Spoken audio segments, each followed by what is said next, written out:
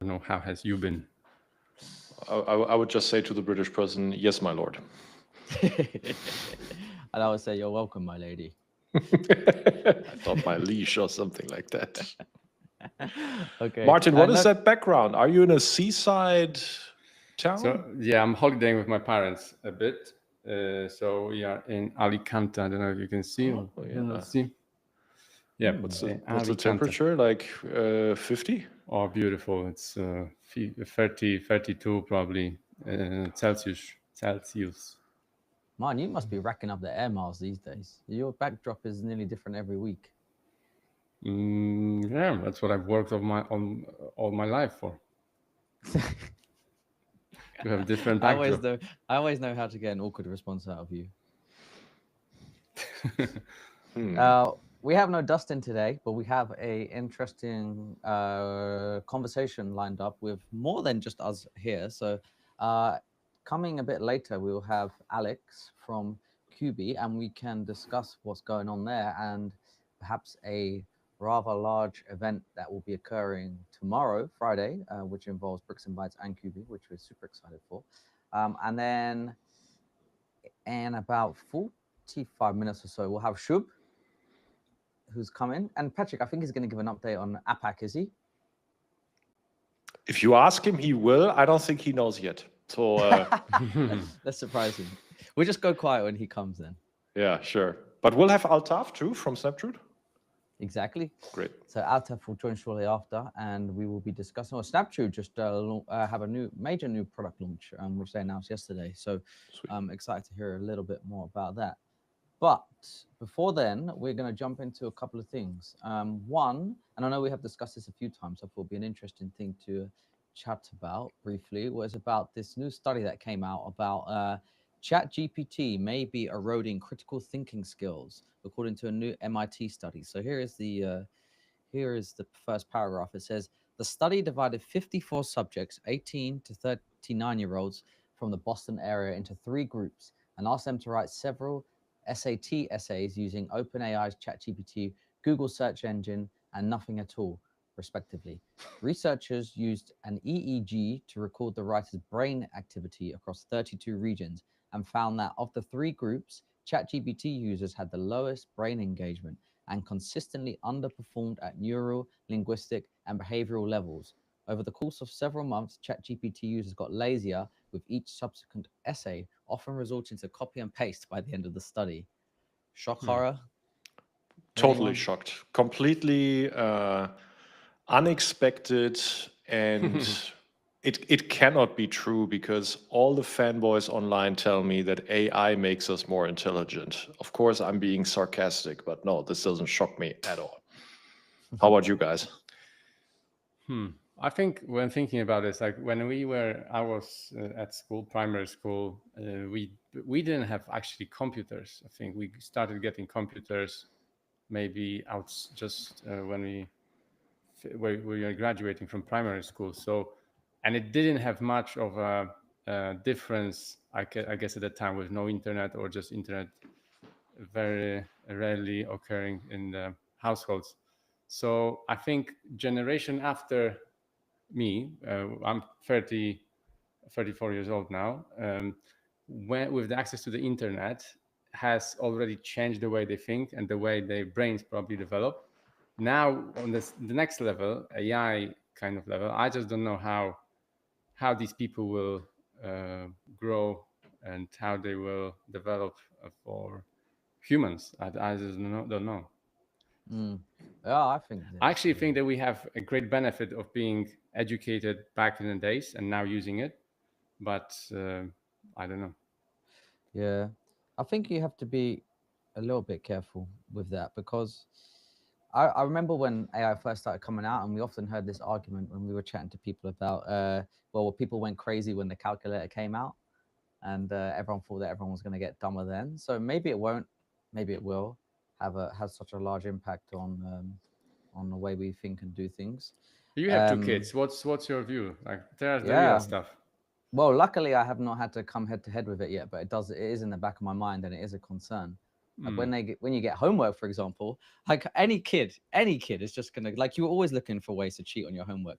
it's not the right thing to do. Obviously, you're just a kid and you don't want to do what you have been told to do, rather than thinking about the educational aspect and benefit of it.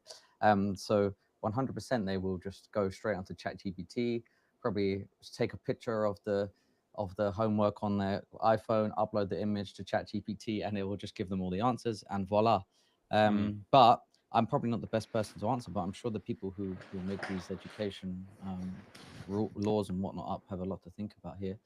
But from a personal perspective, even just usage of AI, I definitely noticed, uh, even no, maybe more even recent than that, 3 to 4 months, like excessive use of AI for like not everything, but way more than perhaps I should have. And I'm now under my own personal kind of control to not use it and only use it once I've done the hard work myself. But not even the hard work, but like the heavy work, thinking more deeply and actually using my brain rather than just using all of the AI's ideas. I want to do a thought experiment with you guys. So I'm painting a Squid Games episode right now. Sorry, not Squid Games. What's it? Is it Black Mirror? Yeah. Where every episode is like a utopian. Okay, so let's play a Black Mirror episode just for the sake of this thought experiment. So in this Black Mirror episode, let's say everyone in the world is offered the ability to consume a drug, and that drug gives everyone the same supernatural abilities, okay, beyond what your body would typically be capable of. I mean, we call pervitin, for example, but in a less harmful way. So you have access to all of that, and you can choose to use it. Probably a vast majority of population would use it, yeah, and they would probably, be good while they're on it. But the downside is you have muscle atrophy. So because actually the muscles would be asked to do less in this metaphor, in this thought experiment, you're paying for it by actually letting your body do less. Okay, so the output while you're on it is higher. The fundamental ability to live without it is lower. Here's the thought experiment. In that world, what do you think is happening to society and mankind if a subset of the population is now resisting to use the drug and is actually investing in itself? Will that be a more equal society or a more elitist society? I'm wondering what you think. So I think that this leads to more like differences between people, because there will be people who are, the majority will probably be using it, the crowd will be using it, and very small numbers of people wouldn't be using it, so that it's more it's diversified, the bottom part and the top part, or even bigger magnitude. So yeah, I think that's what I think. The question is whether you think it would be better for society. Yeah, will it be more equal or more elite? More elite. Yeah, I think more elite. I think it will just Oh. exaggerate actually what already exists within like society. Of you have elite, like elitism, and then you have people at the bottom. And I think You it's know, we divided. actually live in that Black Mirror episode. I don't know if everybody out there realizes that, but it's called fast food. It's actually called very cheap, poor processed food that everybody has more access to. I mean, not that it isn't expensive, it is, but not everybody can actually go and have healthy food, especially not in high cost countries like the United States, except those that actually have the education to care about nutrition and perhaps have access to the time to prepare meals, etc., etc. In my opinion, we're living in it in every aspect of society today, and AI is no different. It's a drug that leads to muscle atrophy. I agree. My personal opinion. I agree. It's like actually mortgages are similar example, but completely different. So people can. I did not expect that out of all people. responses. That's an interesting analogy, I know, but people can now take mortgages and get a house that they can barely afford, and keep paying with 40% of their salaries on mortgages while pretending to be happy, rather than creating something meaningful for themselves, perhaps, or and having enough buying power to buy the house. Perhaps it's obviously not as simple as I said, but I think this is similar an analogy. No, I think the metaphor you're pointing out is the dependency aspect, right? So becoming dependent on something rather than having the fundamental physique to actually whatever deal with it. So that's how I'm hearing your metaphor. Mm-hmm. Yeah. I actually saw this thing. Last point on this. Before we'll stay on some AI stuff, which is funny as well, but we'll get there. But one thing I saw was that this person, this was on X, had uploaded a picture of themselves and their mother, but their mother had passed away, and AI was actually able to not bring them back to life, but show perhaps how the woman, the mother was like interacting and talking and whatnot. And then people were talking about how if something like this continues, like eventually that you'll be able to almost recreate dead people, and we will just end up getting stuck in this world where you're just ended up communicating with people that you have lost, and you will just become so out of touch with reality, and it would all cause all sorts of like mental issues, because part of the reason you miss someone so much when they die is because obviously you can never interact with them again, but then suddenly you're being promised this this opportunity for only $35 a month. That's a brain fuck. Yeah. Maybe that is a Black Mirror episode already, actually. I don't know. Not seen them all. I've not watched that. I need to look at it. No, it's not. Well, perhaps you're Black Mirror, but I don't know if it's a Black Mirror episode. Is it not the truth then that the more advanced technologically we are, the more scope for weird behaviors we as society have, and there will be people that will follow this like a weird, are not detached from reality activities? I don't know. I guess we You could could now talk have about a drugs in the 60s and 70s, huh? yeah, exactly. I guess we could now have a long definition debate about what is weird and how you define weird, etc. Yeah. I don't Mine's know. weird.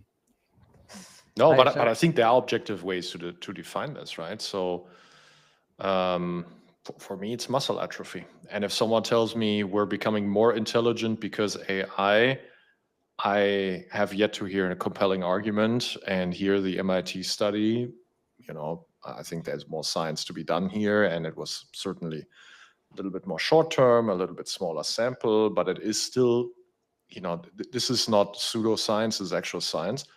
I think it is suggesting the opposite of what my intuition has been telling me for 4 years. So. Here we go. Similar thread, a similar point here. DocuSign threatens legal action against copycat app built with Lovable. So everyone must know what DocuSign is. Probably one of the biggest e-signature companies in the globe. And there's a company that is threatened legal action against called Springtime, which was built using Swedish AI-powered app builder Lovable. By the way, DocuSign is valued at $15 billion and wants to take a legal case against them. I think the discussion point here is, I'm interested in your views. Patrick, you go first, but I think that we'll probably see a lot more of this happening as these app builders become more. But go on, you say. I remember seeing last year Eric Schmidt, the former CEO of, I think at the time it was still called Google, not Alphabet. And he was standing in front of a classroom at Stanford. And he was advocating live. He didn't know he was on camera, but he was advocating live for build your company in AI, copy everything, steal everything, and by the time they sue you, you will be bigger than them in order to win in front of court. It's literally the message that Eric Schmidt sent there. So my reaction to this is a reaction of purely ethics and morale. And if Lovable whatever was trained on DocuSign source code, for me that would be unacceptable. I don't think that's what it was. Is it considered illegal? No, I'm purely on an ethics and morality. Let's say grounding right now. I'll leave you to explore the other. layers that you could have to this. But I don't think that's what Lovable did. But maybe that's the underlying LLM that Lovable is based on. That Lovable wraps and uses. Maybe that was trained on said source code.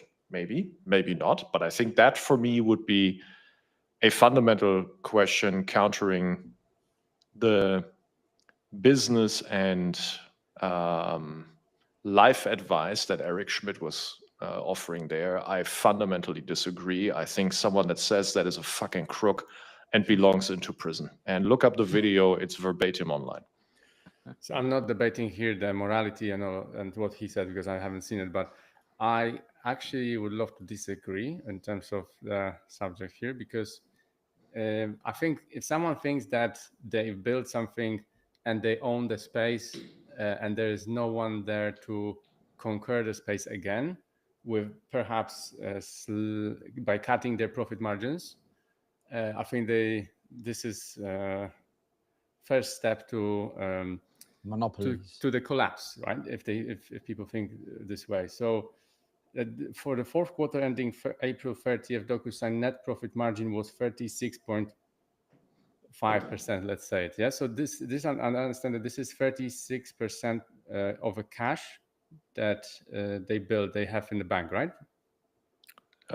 It is the profit of 36% on every dollar of revenue. Okay, so that means there is so much of a profit margin that someone can cut into, and obviously, if it's done legally and not by not stealing, I think everyone can have a right to. So help me out here, Martin, because I'm sensing inconsistency between the episodes here on your positions. Okay, so let me tease you a little bit. 2 points. One, aren't you the person advocating that it should be innovation that leads to cost deflation? And two, when you make that argument, it sounds to me awfully close to let's not protect property, let's redistribute property. So I guess right now, Lovable can create these companies because of LLMs and AI, and it's much simpler. So the cost of the creation of the business, multi-billion-pound business, it just collapsed probably because of the AI and technology improvement. Yeah, and I believe that's what's happening. There is this. Chamat's company, one of those called 8090. What they're doing there is they trying to provide 80% of functionality of particular app with a 90% cost collapse, thanks to AI.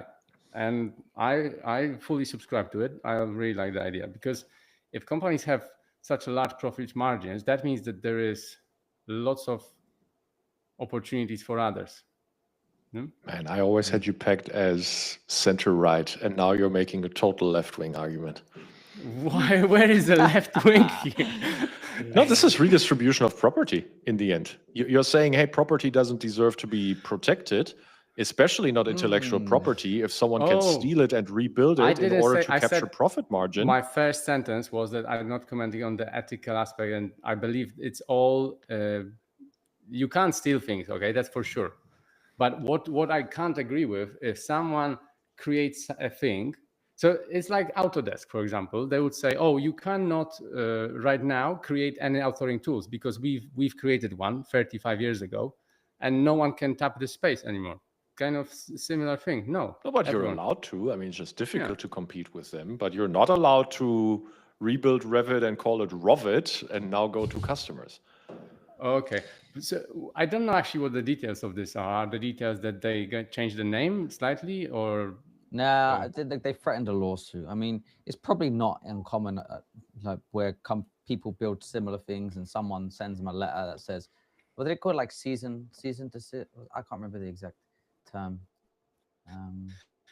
Don't get me wrong, Patrick. I'm 100% right side of I'm all teasing equations.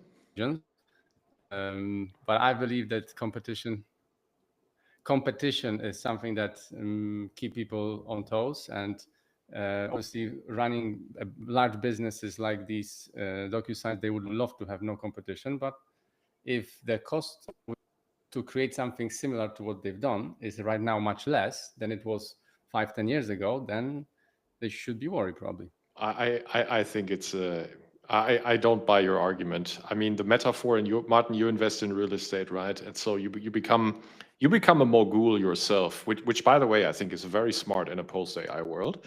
But apart from that, in your world, Martin, the equivalent would be a squatter coming into your house, into your multifamily house, and saying, well, Martin already has enough profit. Who is he to define that I shouldn't be able to take a slice out of this property? So ergo, I'm going to squat here. He makes too fat margins. He should be able to live with this. I don't know if you would like that. This is protection or redistribution of property. So what's the end game for, like, how can you then compete if you are DocuSigns? So if you are small companies or startups and you're trying to tackle the space, like how, because as I said, again, I'm not saying organic path, huh? Just but I'm not saying steal anything. I'm not saying steal anything. Like how people can compete if they can't just, if right now the technology has improved so much, they can build things much quicker and faster, then I actually think that things are becoming commodities right now. These software companies, they are becoming commodities because it's much easier to create copycats of them, and that's what's going to happen more and more. But then you got to also think of why does there certain large supermarkets, certainly over here in the UK, I don't know the same thing over in Germany, but that have a complete, there's like 4 or 5, and it will pretty much always be that way. And whilst people try and copy them and create little ones or sell little things, I don't think they're ever going to really get up to the level of where these companies are. With the real estate, Patrick, is actually, I think, slightly differently, because with technology, well, this is actually very interesting, because in construction or real estate technology, the progress is so slow, and it is has always been outpaced with the inflation growth. So it is more and more expensive to build new stuff, whereas in software, it is cheaper and cheaper to build new stuff. Yeah, which is actually interesting thing to think about. So yeah, I like real estate because it's I know, but both are property, man. Both are property. If your brand is your property, also nobody should be allowed to just basically take your brand and pretend it's their own. So why pretend property in some parts and say, oh, but other property is not worth protecting? It must be redistributed. Okay, we got Alex here. Hey, Alex. Alex. Oh. Hey, yeah. It's here. What's going on? How are you guys? Hey, is that a bathrobe you have on there? A QB bathrobe? It's like a sweater. One of our investors got it for us. It's not bad. Nice. It's soft. I gotta send you guys a bunch. I like the mustache. Thank you, sir. It's very, very Top Gun of you. Dude, can you read mine? Because Martin was asking me in the pre-briefing, hey, what made you do it? And I said, actually, I don't know. Oh no, actually, I know. I was rewatching Rooster on Top Gun Maverick, and I think that was the trigger. Listen, you gotta be very aggressive to do good contact deals. You know. Yeah. This is how you negotiate better valuations. You gotta stand up, brother. Hope everyone's well. It's the evolution of an investor, huh? That's right. What are you now, Patrick? Year 7, 8? Yeah. Less to say, more hair. You know. Fair enough. Hey, we should have done this call in with a QB jacket on. Because I know Alex is investing in some swag. We didn't invest in it. Our investor was nice enough to gift it to us because he calls us the cockroach. We're very cheap.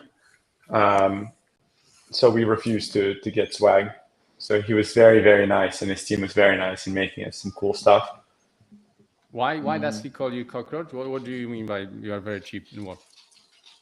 Capital efficient. So. Oh, okay. Oh, that's a compliment. Yeah, it's definitely a compliment, I think, in our world. I mean, if your investor was calling you a cockroach and it wasn't a compliment, I would be a little bit saddened by that, I think. Yeah, no, it's like an inside joke. It's in good heart. By the way, guys, someone is watching us. My wife just messaged me, looking cute on your live. Oh, amazing. Hey, Rashmita. It's awesome. So we Hey, got Alex, some are you looking forward to your Oscar nomination after tomorrow? The AEC No. Oscar nomination, or you could be in the top 10 actors turned founders of the AEC industry. I don't think so. I think amongst my friend community, at least, people say that I mess up accents like no tomorrow and can't act. So I don't think that's me. But the episode did come out great. I think shows a lot to what you guys can do.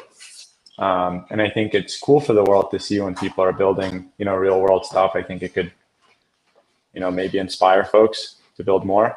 I think it came out good. I liked it. I would I don't, agree. Patrick, have you watched it yet? So I have peeked at it, and I do want to comment, but let's just for everyone's benefit, what are we talking about right now, so that everybody knows what we're teasing here? Hey, Danny. By the way, Danny is now chief of staff of QB. Welcome, and he's joined from a construction site. But Patrick, we're talking about the QB and Bricks and Bytes documentary that will be released tomorrow, 27th of June, and I sent you a sneak preview.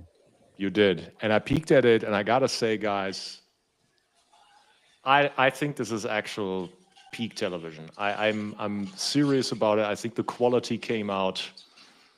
It came out TV documentary. Oh, that means a lot. It's all Martin and Owen. It's peak. Not really. Absolute peak TV. I think this is something that everybody should mark in their calendars and set aside some time for one of these next weekends and actually get in front of it and watch. It's so content rich and yet fun and high quality to watch. It's, in my opinion, the best piece of media that ever came out in Contech. I seriously mean it. Wow. Wow, that's some serious. We call you the Contech King. Yeah. Now the Top Gun King, but yeah. That's right, Brewster, man. Exactly. That means a lot. Thank you.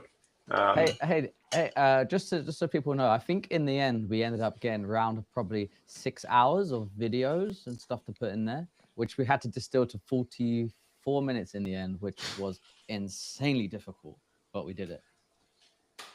Yeah, well, we've spent a lot of time with Patrick.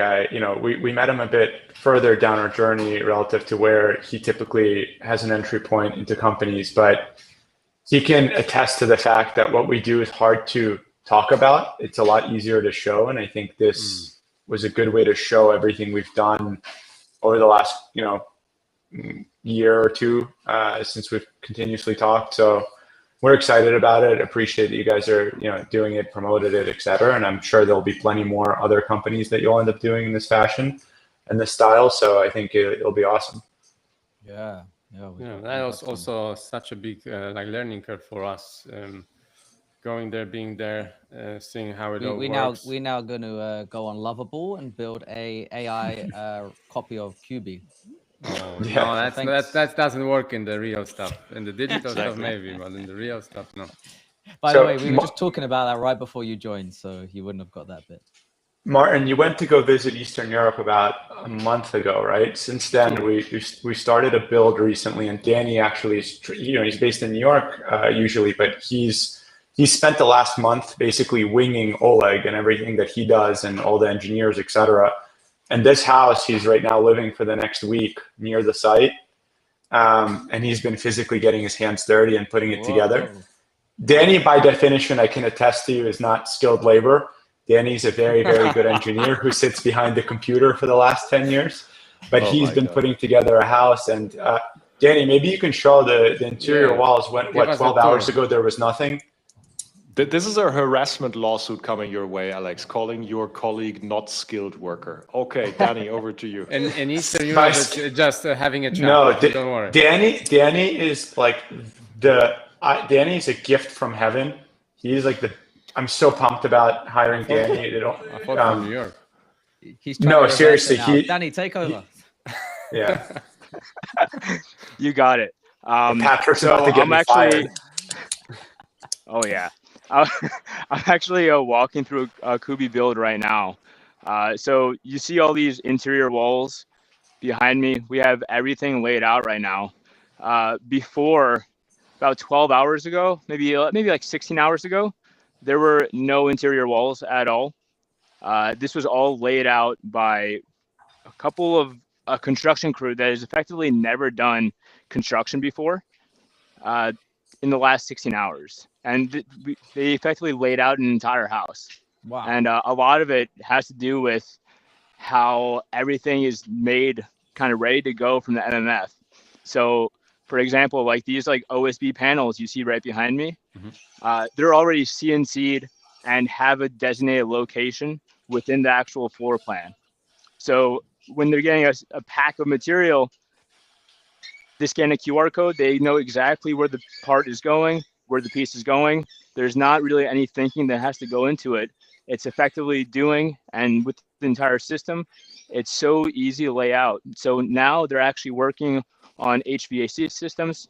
So right behind me, I wish you guys did this in a better app that let me flip my camera, but they're starting to do HVAC. We got a couple of guys in the ceiling right now.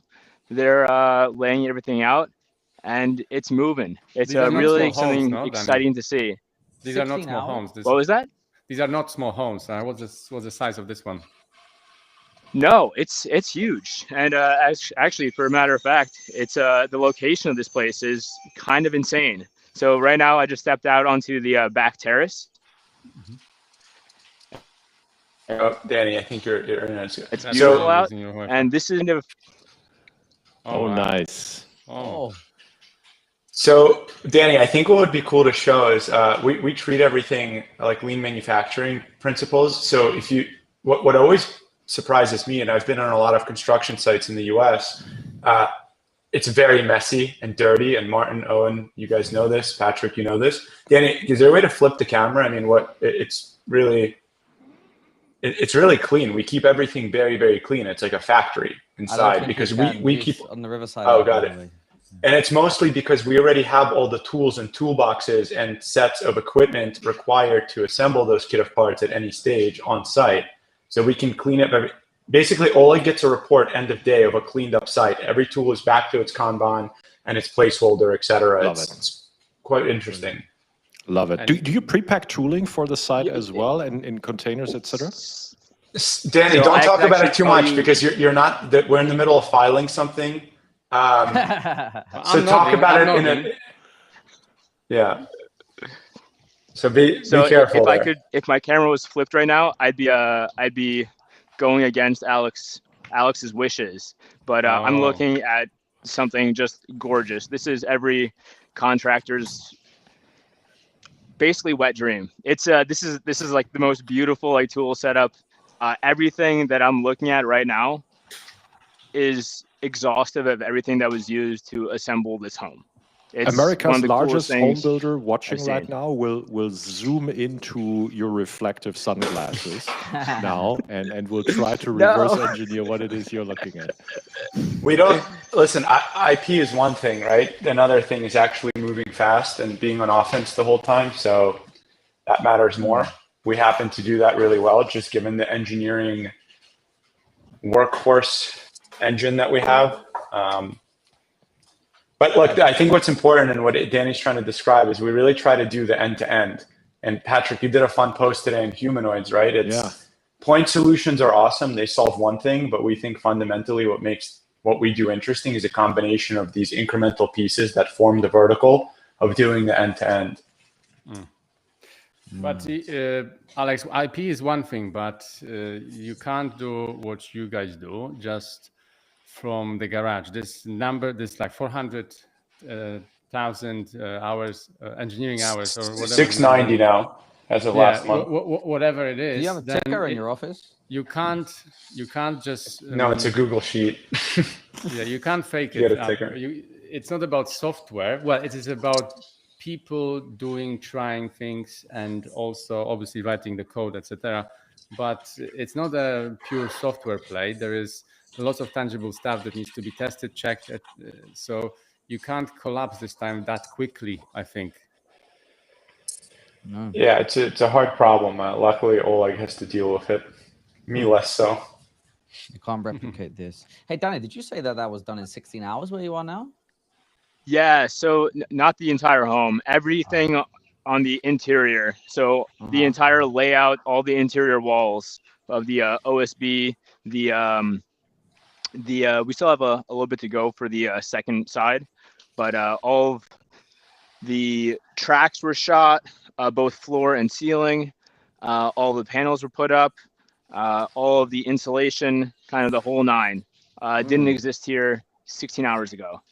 We don't do a close-ended panel because it would step on toes of inspectors and regulation. So that's one of our big principles, as you know, is to be code compliant in any market we go and to tap into the existing inspection process, which happens, anywhere from 5 to 12 times in a given build across, starting foundation all the way to rough ends and finishes, etc. So we try not to do anything that's close-ended. And this house will be finished in 30 days. Yeah? No, we're not at the ones that we do ourselves. We're not at 30 days is when we have a mobile microfactory nearby. But right now, our current builds are a lot about experimentation, perfecting the software, the process, the tools, the kit of parts. So we take a bit longer. This one I think will be done in 3 months. So it's getting to the finish line already. Pretty cool. Yeah. I actually, guys, thank you for having me on. On that note, I'm gonna hop off. As effectively the chief of stuff, I have a lot of responsibilities. Thank you for having me on. I really appreciate it, guys. Good luck building. Thanks, Danny. Good luck, Danny. Good luck upgrading to skilled. I'm working on it. That's the next stage. Thank you, guys. I'll talk to you later. Bye-bye. See ya. Hey, Alex, do you have another 10 minutes? Yeah, I can chat for another. Do we want to go into this what we're missing about building exceptional companies, Patrick? Yeah, sure, we can. So you want me to give like a key message here? Yeah. So I've been running some math, guys, right? And so Six Sigma methodology, 3.4 million outlier parts, 3.4 parts per million as outliers, and you want to minimize them. Alex, you were talking about lean. Six Sigma is an adjacent or an adjacency to it, but that's what you try to do, right? So get to as close as 3.4 per million. Oh, is that in the book there? Incredible algorithm. It's Triz by Altschuler. There you go, right? And so if you apply the same logic, 3.4 per million, just to the universe of businesses, we have about 330 million to 350 million registered businesses all around the world. You get about 1,100 outlier companies, 3.4 per million. Interestingly, the threshold at which the 1,100 sit at the top in terms of market cap is 10 billion. Slightly higher, actually, it's 12 to 13. But let's say 10. 10 is that magic number that venture likes to use these days. Oh, it needs to be a decacorn potential, etc. Decacorn is our jargon for 10 billion valuation. So 1,100, it's 1,150, roughly is where these outlier companies today accumulate in terms of market cap. You guys have read it, but still I'm going to play the game here. How many of those are actually venture-backed and how many of those are traditional businesses not venture-backed? What do you guys think? I think majority not venture-backed and more legacy. I don't know. I haven't seen the answer. I don't know. Maybe take a guess, Alex. Out of like percentage-wise, yeah, I would say 80% not venture-backed, maybe higher. I was going to go less, actually, like less than 5%. Less than 5% venture-backed or not venture-backed? Not venture-backed. Oh, interesting. Okay. Martin, you? The other 95 not backed, 5 backed. Yeah, Martin is the one who read it. So it is actually 100 decacorns over the last 20 years. Some of them even lost the status, so I've graciously included those. So we have more than about 1,050 of the 1,150 outlier companies are traditional companies that were not venture-backed in the last 20 to 25 years. And yet I find it fascinating that we as a venture community, I'm guilty of it, obsess about, hey, can we please pump more money into the next AI, the next software, the next marketplace, the next this and that, because we're trying to be number 101. You know what, guys? We should stop trying to be number 101. We should just try to rebuild the other 1,050, which have not been touched. And here's my final plea. That sounds counterintuitive to a lot of people because, oh, why should I try to rebuild Coca-Cola or BMW, such an amazing company. You know, NASA really knows how to launch rockets. It's already happening, guys. It's already happening. We have SpaceX, we have Anduril, we have BYD from China, etc. And coincidentally, the biggest unaddressed economy, or part of our economy, is the project economy, construction, infrastructure, renovation. I would count aerospace into the shipbuilding, into the project economy. And there's so many legacy decacorn companies in there that you can truly rebuild. So my plea to all of us is do what QB does, build new capacity in a demand overhang market like ours, which is the project economy. We're entering the most booming and most ambitious construction era of mankind, but we lack capacity, guys. So why would you want to compete with 10 million competitors that all use Lovable to squeeze out another % of efficiency to hope to build one of these 5%, rather than building new capacity in the other 95% of the market in the project economy? That's what I'm here to do, and I hope you guys can somehow rationalize what I'm saying here. But I'm pretty excited and pretty stoked when I realized that. Yeah. So I echo all of that, and I first came across this actually, and I have to give credit to 50 years. You know that team, Seth Bannon, early stage deep tech fund. They put out this thing where they've ranked basically to show people like software. People think it's such a big space, but the amount of venture that has gone into software relative to how big the industry is like insane. But then they've ranked they did this index. It was a really cool index. It was what are the biggest industries with the least amount of funding, and they inverse ranked it. It's things like construction, education, like trash removal, like things like that. And people are missing it. You could be the big dog in that space where you have no competitors. So it's quite interesting. And then the other folks probably to give credit to, and I've seen now a couple spin-offs of venture decks of this, is, Packy McCormick, he wrote a really good 4-part series calling it Vertical Integrators, because what essentially you're describing is taking on legacy industries. You have to be a vertical integrator, not just some little horizontal layer. And that's where the new breed of these companies that ultimately every VC wants to back and have in their portfolio will be, but a lot are cowards and will not do it. So I echo that and agree, but that 50 years index is really cool to look at which industries are in that. It's really, sorry guys, before you go, I just want to quickly react, Alex, to what you're saying. It's a mix of funny and sad. So one of the world's most known VC brands, one of the general partners, recently reached out to us and said, hey, can you guys educate me? I'm just not excited about construction, and I don't understand construction tech, and I don't understand how someone can build a 10 billion business in there and why I should spend my time with it. So it's almost, so that partner already formulated it in a way where they are like, hey, I don't get excited about it, but perhaps I'm missing something. Can you help me educate? And that person then went on and the next week announced a fundraise on the 5th global remittance fintech from America to India. And I was like, okay, I don't think I will be able to convince you if you think your calling is to find a decacorn in the 5th copy and paste remittance business globally, but you can't sit down with yourself and actually understand the capacity problems that we have in 25 to 40% of the world economy, which is the project economy. It's, I like it. Less competition.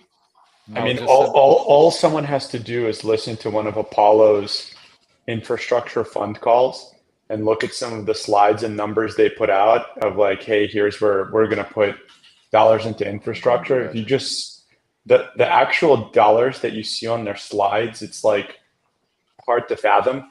So if the point of a startup is to be able to pivot 50 times and still have a successful outcome, you do that in large enough industries where you can actually do that, not hyper niches.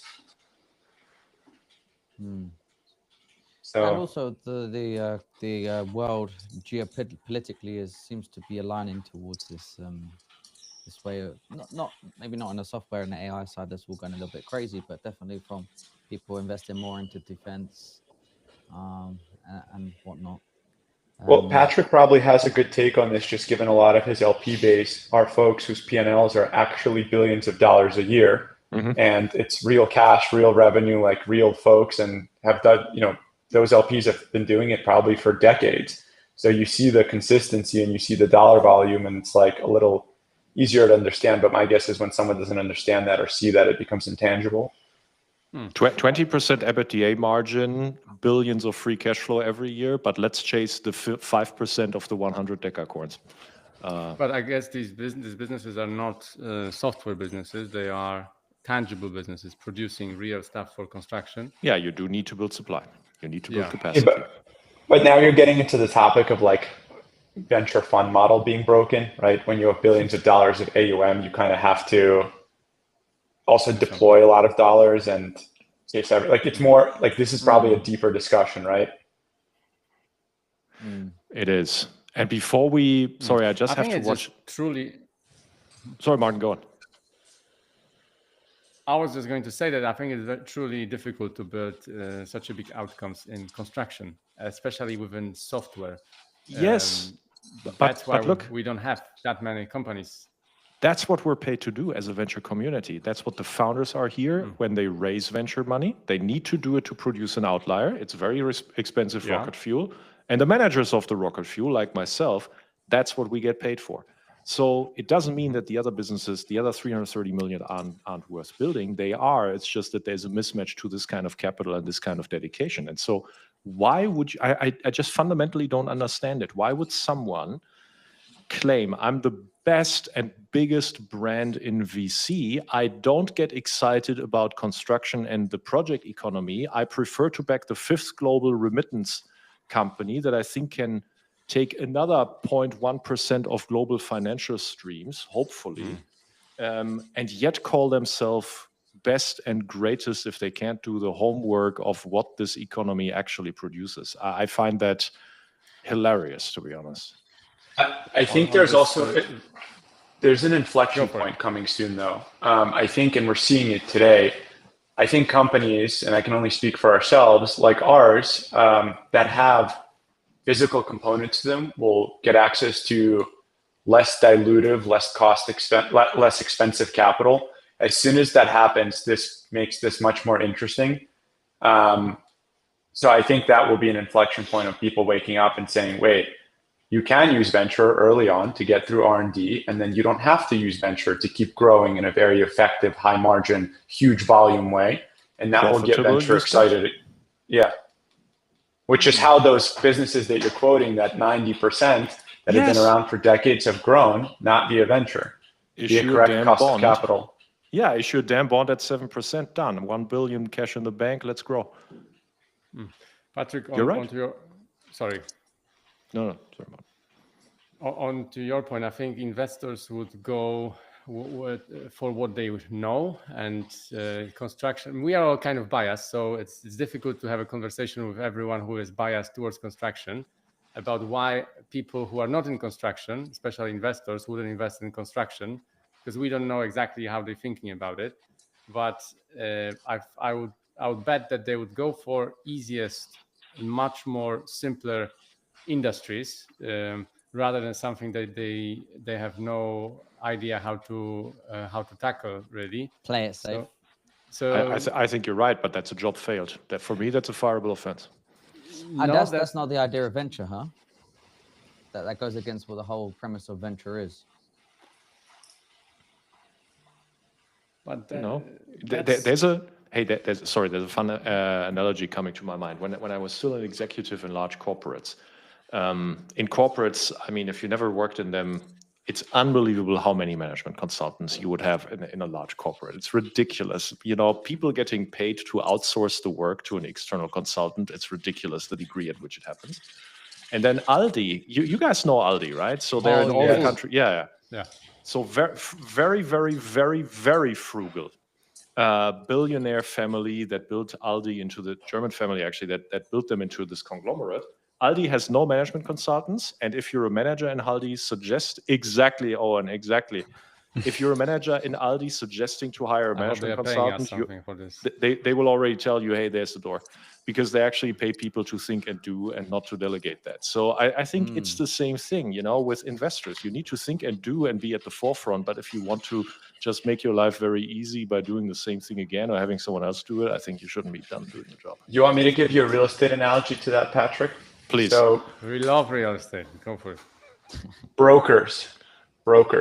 It's a very low entry field, meaning low barrier to entry. Therefore, you have a gamut of folks. There's most brokers are really crappy, not helpful, useless, really.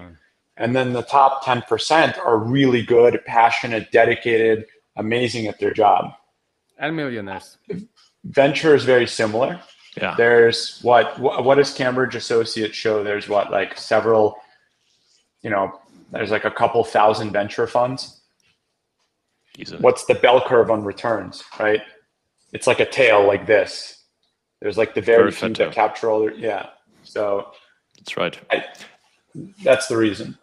Alex, I know you got to hop, but we have one comment here on LinkedIn from Michael Cummings, super at Anderson Construction. He's asking, what are the QB walls made of and how is the MEP planned?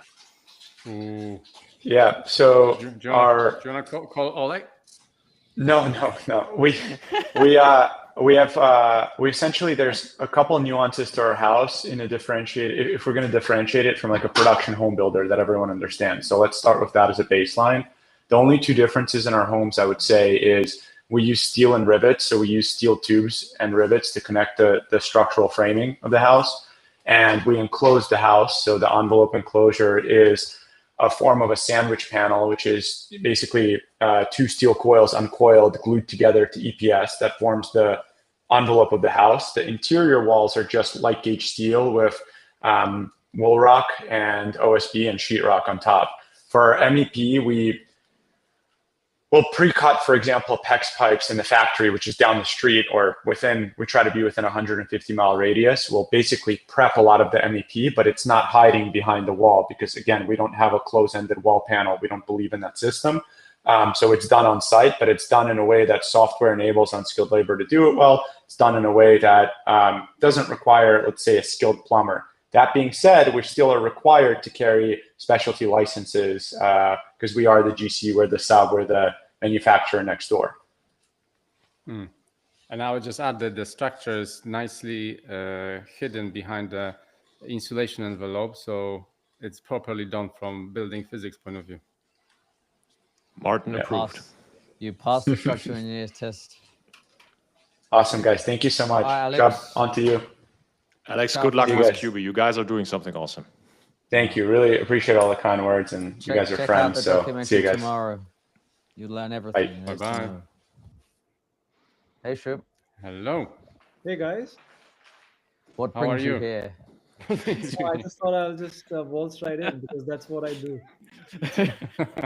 Hey, remember that time where we done the podcast with you and Altaf was speaking and you knocked over your can of drink? Oh yeah. And then you was like, yeah, that's what VCs do. We just get no attention that or was something. So funny, so actually. That sounds right. Yeah. I think Patrick's quite used to me normalizing all these things. Yeah. Create a big mess and then leave the room. Is that what you're saying? Create a big mess and then say that that's what VCs do.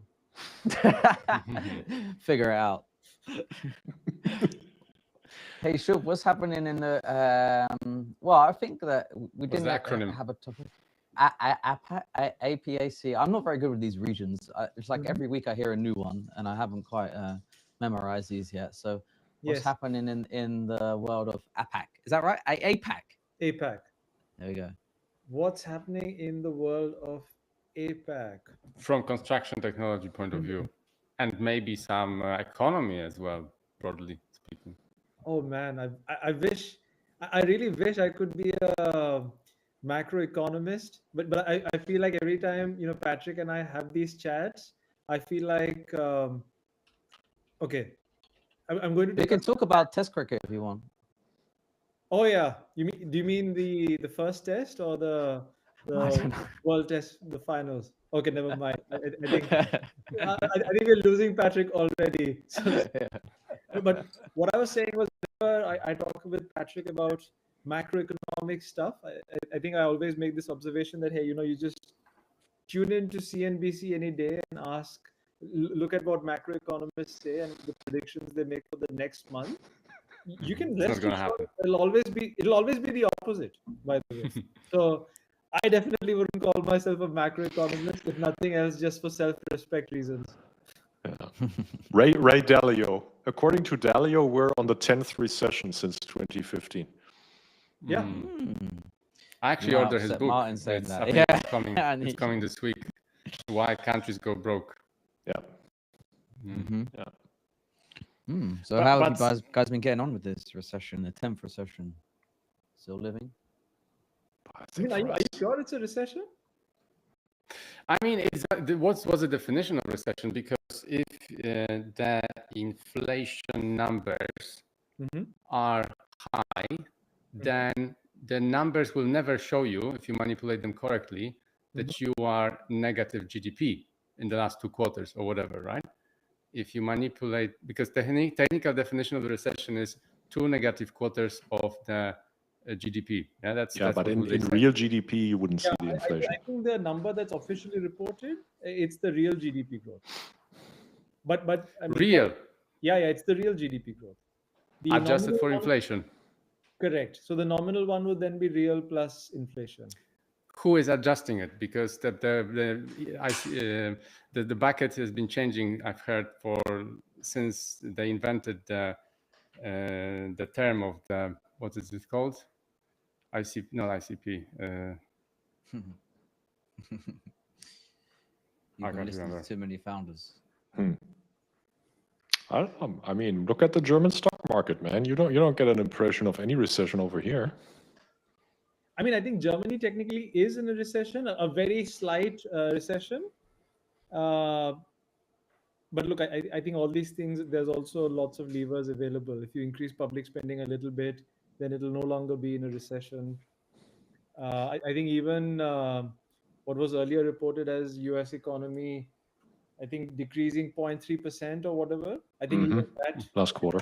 I would say even that, if you actually look at the numbers, you'll realize it's not really a reduction in economy. It's just the way they measure it. Did Japan actually technically PI leave? basket. Oh, that's what someone. Yeah, like decades of recession, or did we not define Japan's last 3 decades as a recession? Japan was in a stagflation, also deflation, and then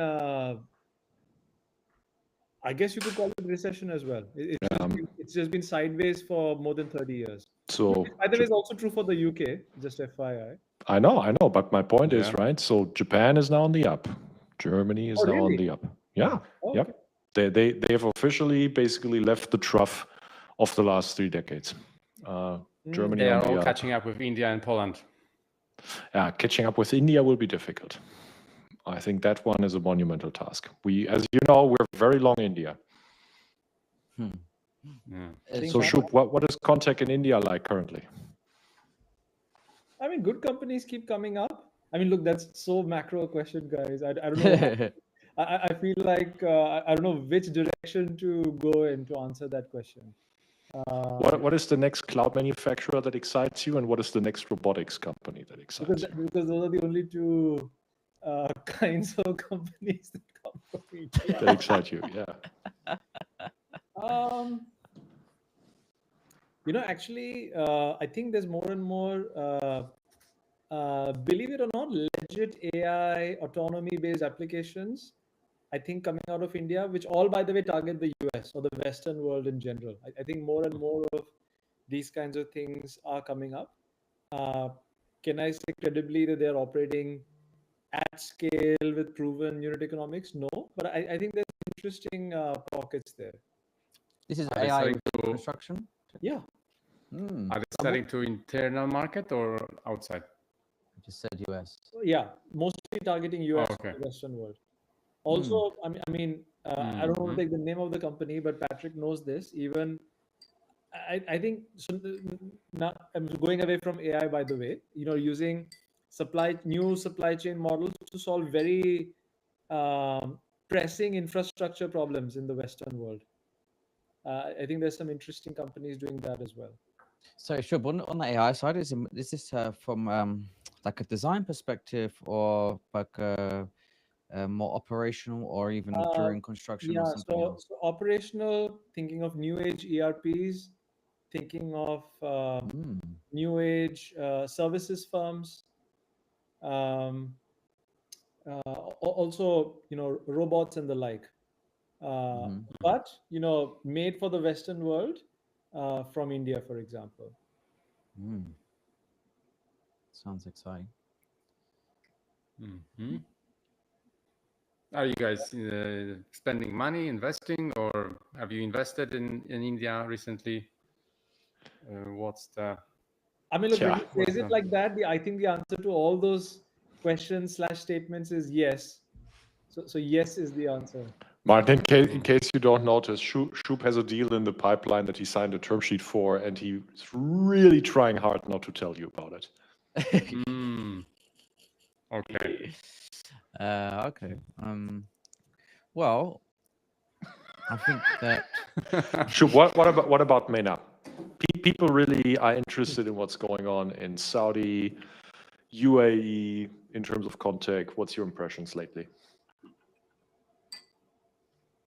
So look, I think it's a very interesting market in terms of if you just define it as the amount of spend on construction and construction related activities and the rate at which it's been growing over the last few years, uh, and the willingness to spend on technology solutions. I think if you define it across these vectors, it's actually one of the most exciting markets out there if you take a very top down view. It's a very small market, though. No. Actually, not necessarily. You might be surprised. You might be surprised because I think there's this concept which I think is unique to the GCC in particular, which is a subset of the MENA, which is where the concept of mega projects comes from. Uh-huh. And I think it's pretty much the only part of the world where that term is regularly used. Mhm.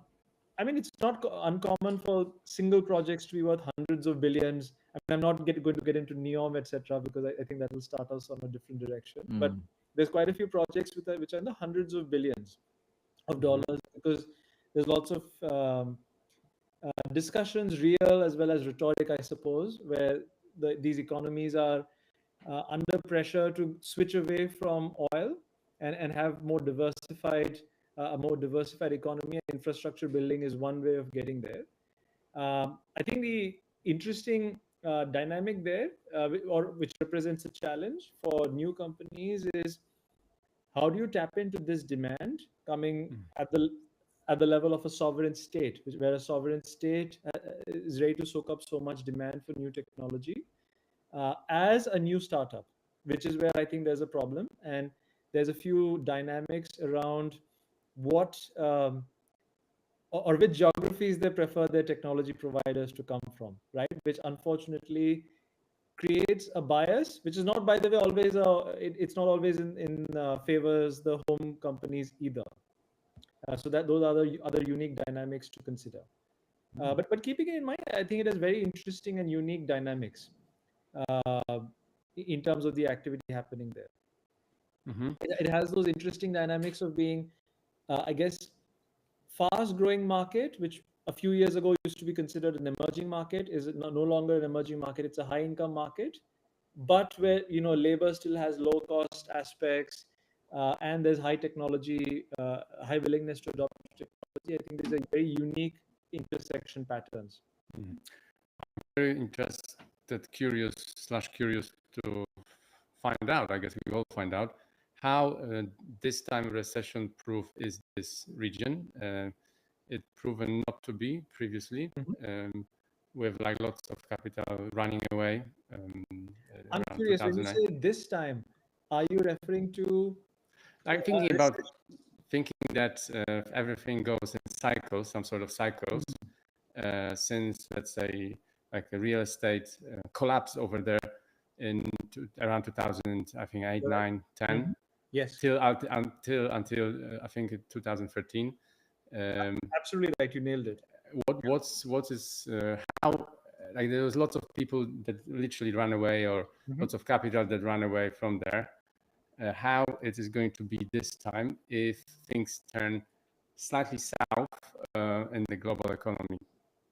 Yeah, I mean, look, do you want the, I guess, the formal narrative or Real. We only want the VC propaganda, Shub. the VC propaganda? That's what we got from you. Let's get some real stuff from Shub.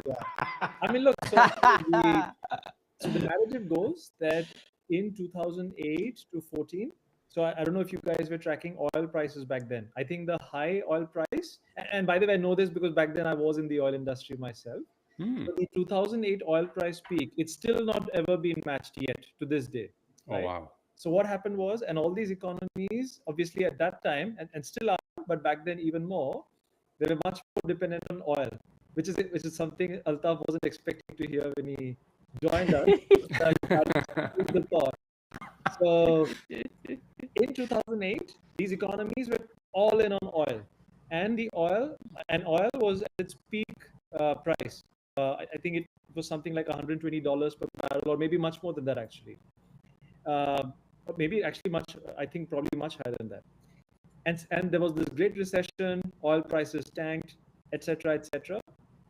And I think it took a huge chunk out of interest in that the economies of that part of the world. Now the belief is that with all the infrastructure, all the tourism, all the financial institutions, etc., that have been created in that part of the world over the last, say, 4 or 5 years, a major recession or a trough in oil prices will not have that big of a hit. I think we'll have to see. I would like to believe the hit will not be as severe, but I think the truth still is these economies are still very dependent on oil. It's the reality has still not fundamentally changed that significantly. Time will tell for sure. Yeah. Sure. Hey, Altaf. What about authoring tools? Yeah, congratulations. Data is the new oil, huh? What a Yeah. Thank you so much. It's been a crazy couple of days, like really excited for the launch to finally go out. We've been speaking about it for a while. We did a video together as well. Yeah, we Good to see. Tell us more. What was the release yesterday? Seems like you guys have been doing a huge bang. Yes, this is, I think, we were always a design authoring tool, but I think this transforms us into a proper workflow solution for early stage design. So if you want to make early stage design profitable, you have to use it. So it's going to be that obvious with what we released yesterday. You know, one thing I learned phrase, which I don't know how clued in you guys are to the new kinds of lingo going around, but I learned it fairly recently of what is called as vibe coding. Are you guys? Wipe? Oh, I'm gonna kill you. White with a meme in a coding. minute. Wipe coding. Vibe coding. Vibe coding. Yeah, vibe coding, where I think it goes like, hey, you just are in a mood to do something fun, and you just code up an app by yourself, or something of that sort. So a project, you just design a project, you code an app, etc., using new age AI tools. And when I was going through, what Altaf's been building the latest launch, I was like, hey, I think architects can now claim to, vibe build or vibe design. Oh, yes. You need to own that term. There you go, Altaf. At the end of the day, design is all about vibes, right? Like how you make people feel and how you feel about it. That's true. I actually think that you should seriously consider in the vibe designing term. That would like Just buy the domain. viral Let's effect. book it now. Yeah, then redirect straight to Snapchat. www.vibedesign.com. Redirection to Snapchat.com. Hey, Now time for our sponsor. yeah, if you want some free marketing advice, we're here. We're here. for the next Squarespace. stuff, man. Nice. So Altaf, tell us about the evolution. We discussed this with you a few weeks ago of Snapchat. You're now in V3, is that right? Yes. So the journey has been like authoring tool, right? So there's a lot of foundations that you need to build. Start building stuff which is customer facing, and that was version 1. Just making sure that the foundations work. And the second version, which was where do we start? What problem do we solve for the customer? And we picked early stage design. And the main reason for early stage design was, surprisingly, it's the least profitable, if not unprofitable phase of the design process. Most of the architects actually make money doing drawings and less money making design, which is actually their main task. That's what they bring to a building. Counterintuitive. So we said, like, that's a perfect place, which is so messy, unprofitable, and that's where most of the impactful decisions are made for building. Like, that's where you decide the square footage, how the form looks like, how the building looks like. And the V2 was just trying to solve it. And that has evolved into this competition, which we shipped yesterday, enabling people to go from idea, the vibe of what they want to build, to a complete design package in as fastest time possible they could do. The early stage design? Within the early stage design, yes.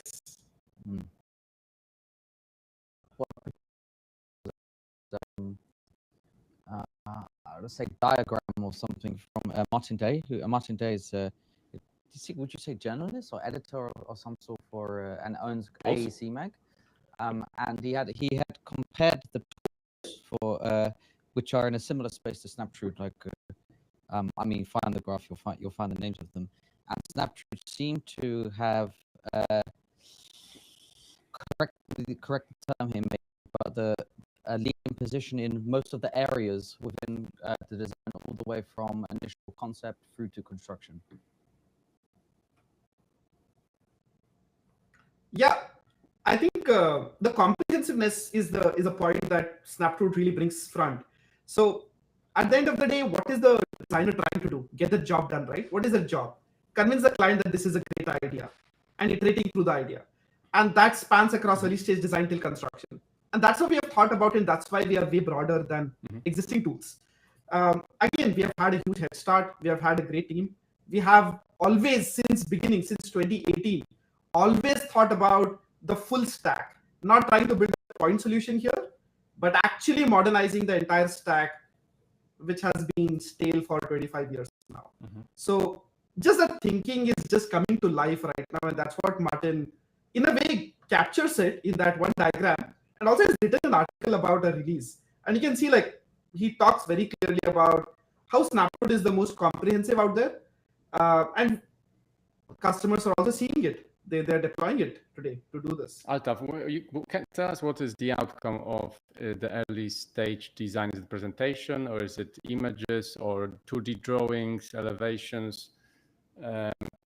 And how is it currently done, and how are you doing it differently? So is the outcome the same, or are you providing slightly different outcome, or are you just collapsing the time? I'm just saying just, but that's how I said it. Or are you collapsing the time to get to the outcome? I think it's less about just like, is there images or is there, I think it's more about the evolution of an idea, right? Design is, you have an idea for this site or a building, and you need to make decisions about it. So early stage design means different to different people in all of these offices that you work with, and also across geographies. In very simple way, whatever it would take for you as a designer to convince your customer to freeze on these decisions is the package that you deliver. And we enable you to just get to those answers as fast as possible. So for example, you have an idea that this building has to be facing the beach. It's in California. So this is an idea which you have. Now you have to translate it. Does it work in this site? You can sit and take a tracing paper and sketch it out. That's like very old way to do it. Or open up Revit, 15 minutes later, it opens and then you start drawing it. Or you could just like ask Snaptrude, give me a quick representation of how it looks like when it's facing the beach, and how is it looking like in terms of my requirements. Is it satisfying my requirements? How is the climate responding? How does it fit into the zoning code and the building code of this local California laws, if it is on the beach in California? All of these decisions will help you prove a point to your customer. Hey, I have validated this design, it works. Today that takes weeks, if not months. What if you could do it in hours or days? And that's what we have enabled. So the outcome is the same, but the time to get to it is collapsed. That's my take. Exactly. Making iterations faster. Shub, do you have any like it. subjects you want to cover with Altaf? Ataf, there's so much. I feel like you're substantially underselling Snaptroop, man. Come on, give us more. So V3 is revolutionary. It's a leap. It's not a small step. So you have spreadsheet functionality in there. Talk to us about that. Talk to us about the new AI things that you guys have. I feel like I'm the better hype man for you when I said it's vibe design and vibe build.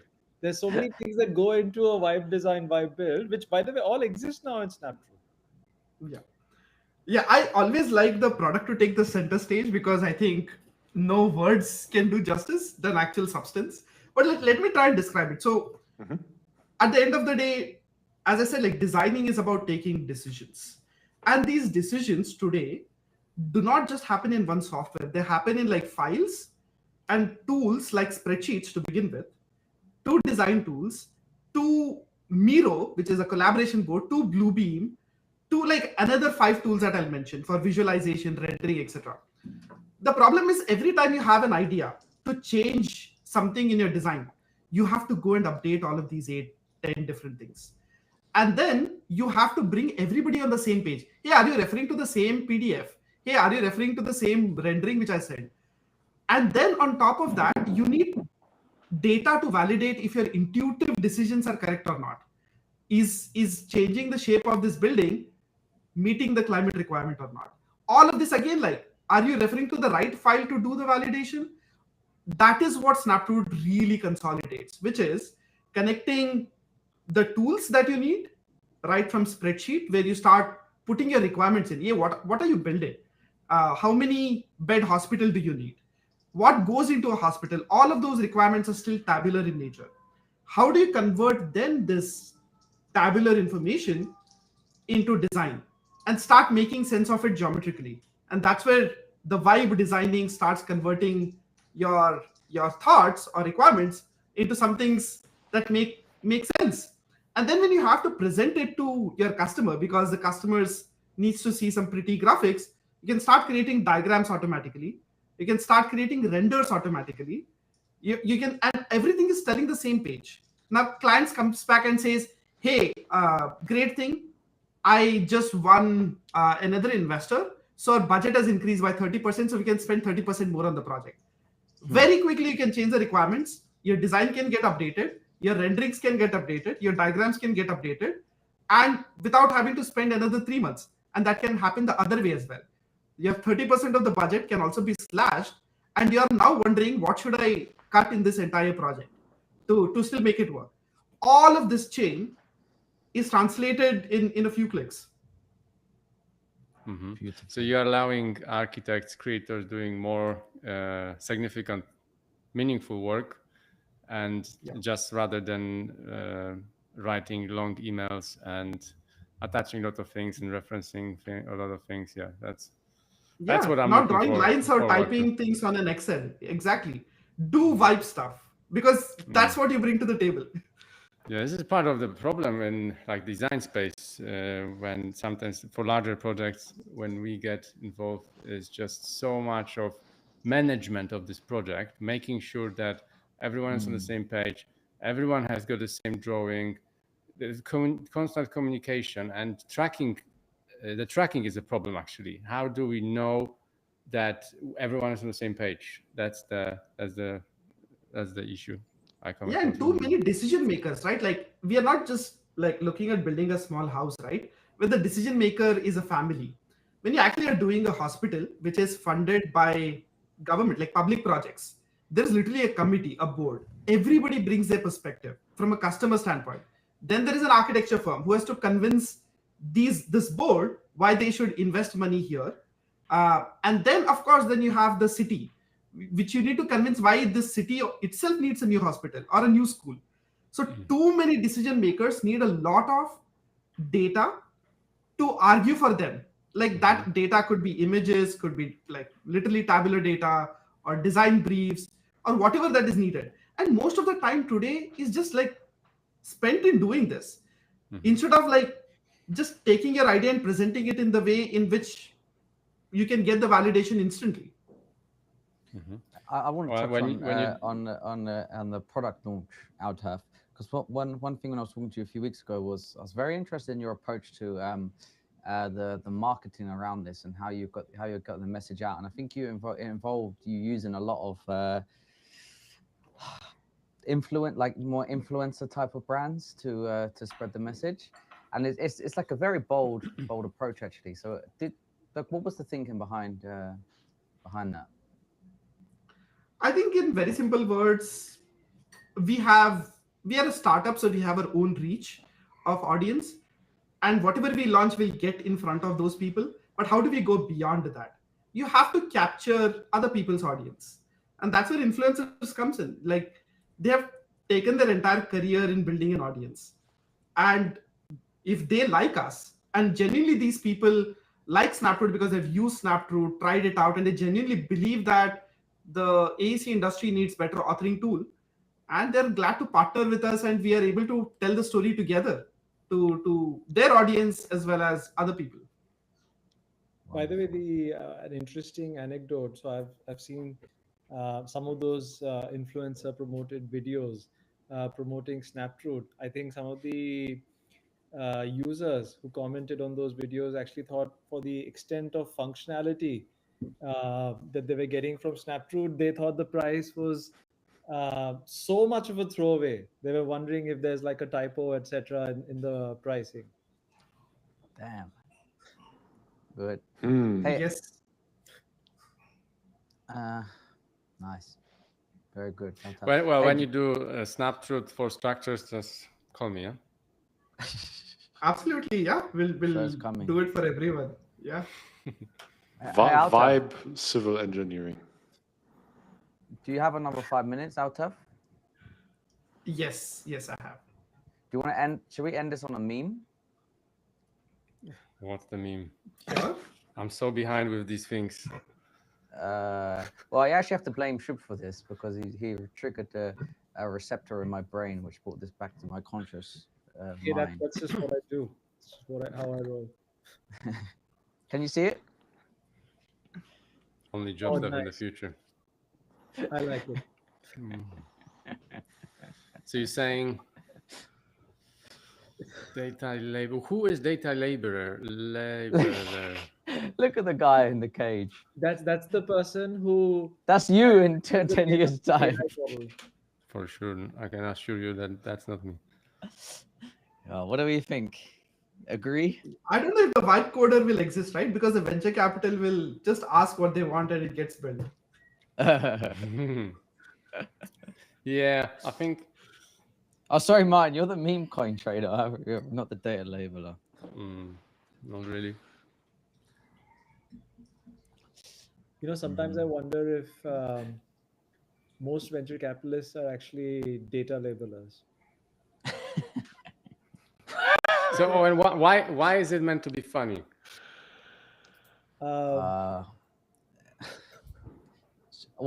from my perspective, I think that this is just like an image which sums up the echo chamber in the age of AI, really, and current situation of the world of tech. Firstly, the venture capitalist. I mean, you can probably guess who that picture of that person is. But this was a very famous venture capitalist saying that I think that AI would not kill. VC would be one of the only professions that remains, something along those lines. Because they have intuition. Yes. The vibe coder. A lot of other professions also have intuition. Like. Yeah. I mean, the vibe coder one we just discussed. Data labeler. I mean, yeah. And meme coin trader. Well, if you bought the Grok coin, maybe you'll know, or something along those lines. But on the serious side of this, like, I think the statement that AI will replace jobs is very, very theoretical and unfounded. I think like it's people who have actually not really done the real work talk about things this way. Like, they don't know what goes in actually like doing things, like building a software product versus designing a building. All of those are like very long, enduring tasks. Like you can't expect just AI to come in and do everything. Like the best one I have, the take which I've seen was from this video which came on the Y Combinator day from Andrej Karapathy. Like he used to be in OpenAI. Like that video really summarizes how just in software engineering, vibe coding can give you prototypes, but to write actually production grade code which works in the hands of thousands of users across all the time zones, like takes effort. You can't expect AI to keep writing that code. Yeah, we're definitely not there yet. So I think none of us will. Or maybe I will just speak up for myself. I wasn't around in 2003, 4, 1, 2, when the internet boom happened and bust and happened. But in this time, or maybe even before, in this time, did people think that that internet will take jobs? I guess there was similar way of thinking. Similar way of thinking that suddenly there will be like lots of professions which will evaporate, but it wasn't the case, and we still around 3-4% of unemployment certain like Western regions. So we'll have those 4 jobs which you showed in the meme. Like everybody will do one of those. Yeah. But actually, no, probably create jobs. I mean, the internet will probably create more jobs in some respects. I mean, I always like to think, when questions like this come up, I think Patrick may know what I'm going to say. There was once a discussion on which has had the more profound impact on humanity. Is it the internet or the washing machine? Easy. Right? Okay, or when you're like thinking really hard about this. I mean, think about it, that every single time you dirty your clothes, you have to go to the river and clean them. Okay, that's how inconvenient is that? Yeah. Altaf, what do you think? I haven't lived in an era where there were no washing machines. So I've taken it for granted. I mean, okay, that was not my implication. I'm not that old, guys. So we can't relate. We're not as old as you, man. Yeah, shall we kick these oldies out of here? Altaf, Martin, carry on. Okay, so I'll skip ahead at least to what I've read and why I stick to this answer. So the internet enabled, of course, a whole lot of people, and it's very profound to state the obvious. But the washing machine, especially, it started going mainstream in Western societies from the 1950s, more or less. It allowed women who were previously almost completely unrepresented in the workforce to actually go from being homemakers to actually participate in the workforce. In the beginning, there was some worry that this would lead to wide-scale unemployment, because now you suddenly have way more people available in the job market and maybe not enough jobs. But what actually was found is actually that led to a tremendous boom phase, as of course we know, starting in the 50s, because your productivity dramatically improved, and the workforce that was trapped, they were just doing work that was very unproductive or not as productive. And now they're being very productively engaged. I would like to imagine something similar will happen as we unlock more and more enablers of productivity. Yeah, I mean, also this period is it's difficult to analyze because there was also baby boomers generation after the wars and peace everywhere, then like global trades agreements, all of this. But yeah, Altaf, why don't you build Snapshot on Lovable to replace Autodesk? If I could, I would. Why is it not possible? Like the truthful and the real answer is, like, there are theoretical prototypes and there's production grade software. Like Lovable, you can just like build small prototypey solutions in a matter of like minutes, and even those like barely work when you actually like really want to try it. If you want to build production grade software that you need to design buildings and take decisions takes tens of thousands of hours of work, which has to be put in. You have to handle edge cases, you have to test it, you have to keep reviewing things if you want to build on top of it. I don't think AI systems will compound enough in the next few years to get to a point where they can write an enterprise grade software. But those are like cute little tools which you can prototype your ideas very quickly. Like, so actually our engineering team does not use Lovable, but our product team uses, our design team uses. Because if they want to communicate to our engineers, they'll like quickly build a prototype and say, hey, this is how I want you to build the feature. Then they convert that prototype into like something which actually works. I think the issue is that people are trying, like, have the perception that, yeah, Lovable can build like production scale apps, and that's the issue. There's a use case for it, like exactly how you just said, Asaf, but not as it's currently being advertised. Okay, should we wrap up, guys? That was fun. Yeah, I really need some time to spend with Lovable now. Oh, if we go, I'm gonna prototype next week's episode. I didn't try to convince you. Yeah, I'm going to first rebuild my own company and then Snaptrude and then Bricks and Bytes. Will take me 4 hours. Byte capitalist. Don't touch that one. I'll do the data labeling for you. Thank you, sir. Vibe capitalist. No, Altaf, I think you're just describing the status quo of venture capital. It's just vibe capital all the way, man. Vibecapitalist.com. You know, the famous Sequoia Invests in FTX story. If you don't know what I'm talking about, Google it. It's a fun read. I love this founder. We should invest, bro. Okay, cool. Damn. All right, guys. Peace out. Thanks, guys. Pleasure, guys. Thank you. Have a